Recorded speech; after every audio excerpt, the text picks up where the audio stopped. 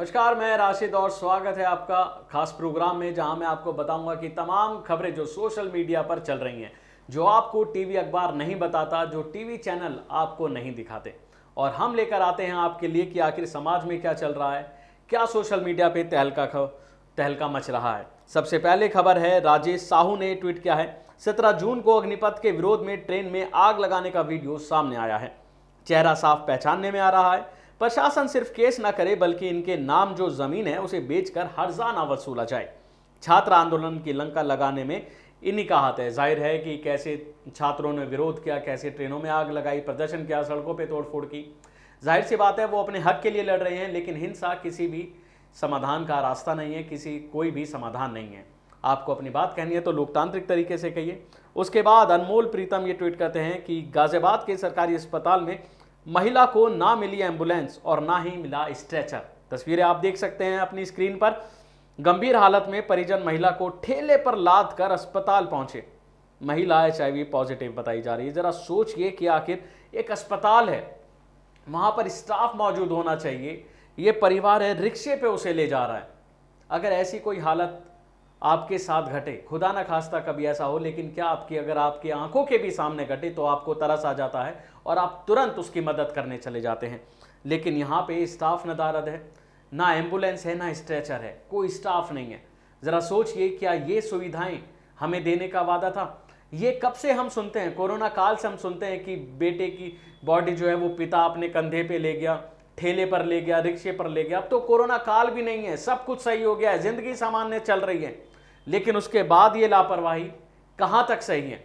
अगर ऐसी स्वास्थ्य सेवाएं रहेंगी तो हम किस सरकार पर भरोसा करेंगे और किसको आप वोट देंगे? इसके अलावा जाकिर अली त्यागी हैं, जो एक सोशल एक्टिविस्ट हैं, और वो ट्वीट करते हैं कि कल रात 11 बजे 20 से 30 पुलिसकर्मी गांव में घर पर पहुंचे और परिजनों से मेरे बारे में पूछताछ की। मैं गांव में नहीं हूं, यह सुनकर परिजन से कहा कि जाकिर से कॉल पर बात कराओ। पुलिस पूछताछ कर लौट गई, लेकिन सवाल छोड़ गई है। और ये कह रहे हैं कि अगर आज सवाल छोड़ गई है कि क्या लोकतंत्र में सांस लेना जुर्म और फांसी लगाना बाकी रह गया है। जाकिर अली त्यागी हैं और ट्विटर पर एक्टिव रहते हैं और तमाम ऐसी बातें कहते हैं जो समाज से जुड़ी हो। हमेशा समाज के लिए ये खड़े रहते हैं और जहां गलत होता है उस पर आवाज़ उठाते हैं। लेकिन अब इनके घर पुलिस क्यों पहुंची है, ये सोचने वाली बात है। क्या आवाज़ उठाना भी गलत है? क्या गलत के खिलाफ, कहीं अगर गलत हो रहा है, कहीं अन्याय हो रहा है, अगर उसके खिलाफ कोई आवाज़ उठाएगा, कोई बोलेगा तो ये गलत है?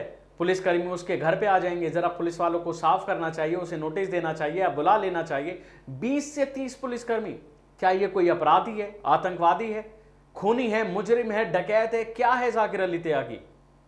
सोचना चाहिए साहब। और पुलिस क्या आखिर क्या करना चाहती है? क्या अपना डर फैलाना चाहती है? क्या अपना खौफ फैलाना चाहती है? खौफ देखा हमने, रांची में खौफ हमने देखा कि किस तरह से गोली लग के मुदस्सिर की जान चली जाती है। हाथों में, चलो मान भी लिया जाए कि हाथों में पत्थर था तो गोली लग गई, क्या पुलिस की गोली लगी या किसी और की, ये भी सवाल है, लेकिन गोली लगी और उसकी जान चली गई। अकेला लौटता बेटा था वो, रिजल्ट आया है उसमें अव्वल आया है वो लड़का। जरा सोचिए, होनहार लड़का था।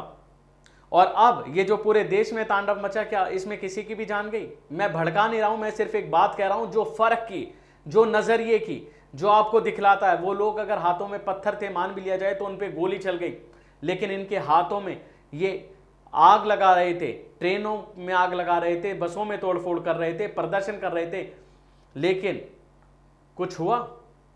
ये होता है नजरिया, ये होता है भेदभाव जो हमारी देश की सरकारें, हमारा पुलिस भी करने लगा है। जो पुलिस हमारे सहायता के लिए होती है, हमारी सेवक बताई जाती है, और पुलिस का ऐसा बयान आता है कि ये सब हमारे ही बच्चे हैं, हम इन्हें समझाएंगे। क्या वो हमारे बच्चे नहीं थे?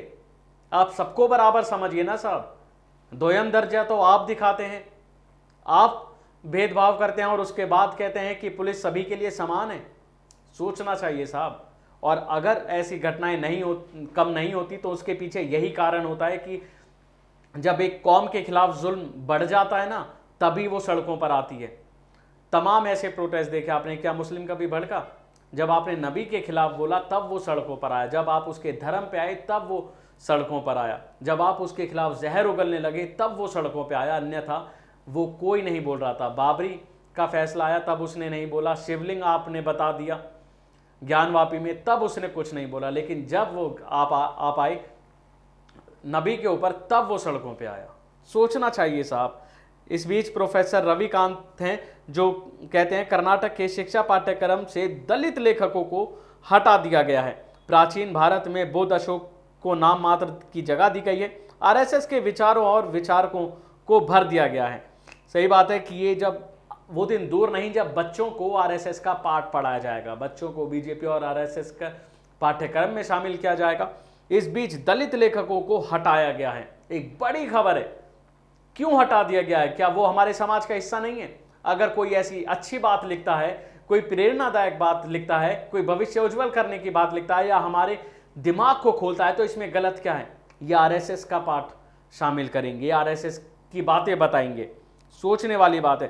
पुनीत कुमार सिंह कहते हैं कि जिस देश में करोड़ों रुपए के विधायक खरीद लिए जाते हैं, करोड़ों रुपए से विधायक खरीद लिए जाते हैं, उस देश के पास सेना को पेंशन देने के पैसे नहीं है। सोचने वाली बात है। 1 रैंक 1 पेंशन का नारा देकर आती थी सरकार, और अब नो पेंशन नो रैंक का ये नारा ये साबित कर दिया इन्होंने, क्योंकि तमाम छात्र जो कि ये सड़कों पर थे, कोहराम मचा रहे थे और सरकार की तरफ से कोई भी स्टेटमेंट जारी नहीं दिया गया, कोई भी बयान नहीं दिया गया और ना ही इनकी सुनी गई।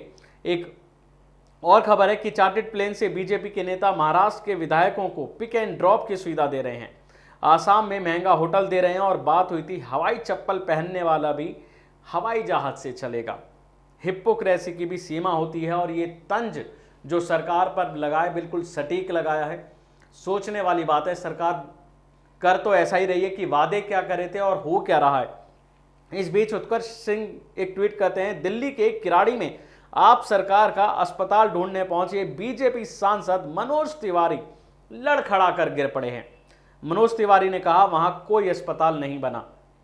अब वहां अस्पताल नहीं बना तो ये तो आप पूछ भी सकते थे, वहां जाने की क्या जरूरत थी। अब गिरकर ये क्या दिखाना चाहते हैं? दिल्ली की सड़कें बेकार दिखाना चाहते हैं या गिरकर ये तमाम मीडिया का अट्रैक्शन लेना चाहते हैं? क्या दिखाना चाहते थे? ये गिर गए हैं, लड़खड़ा कर गिर गए हैं। तस्वीरें आप देख ही रहे होंगे। जाहिर है मनोज वाजपेयी जो कि अब राजनीति से ज़्यादा बिल्कुल बयानबाजी करते नहीं हैं, हाथ समय समय पर ही आते हैं, और ये किराड़ी इलाके में आप सरकार का अस्पताल ढूंढने गए थे जहाँ इन्हें नहीं मिला। अब पता है, समझ नहीं आ रहा अस्पताल है या फिर कोई चींटी जो इन्हें नहीं मिला, पता नहीं।